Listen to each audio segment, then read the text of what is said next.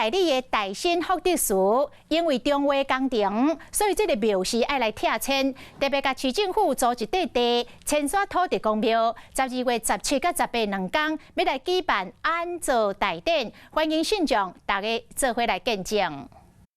大理区大新福德祠土地公的新厝，因为拄到市府办第15期定位工程，福德祠甲市府租附近的土地当作福德祠的新地址。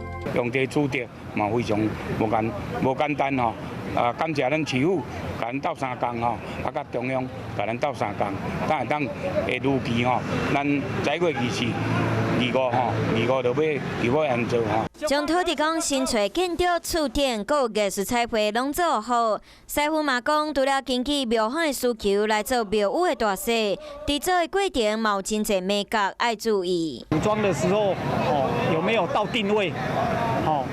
水平有没有水平？ 新庙原本安坐管委会按算，这个拜6礼拜举行入会安坐大典，为地方祈福，欢迎所有信徒来参加。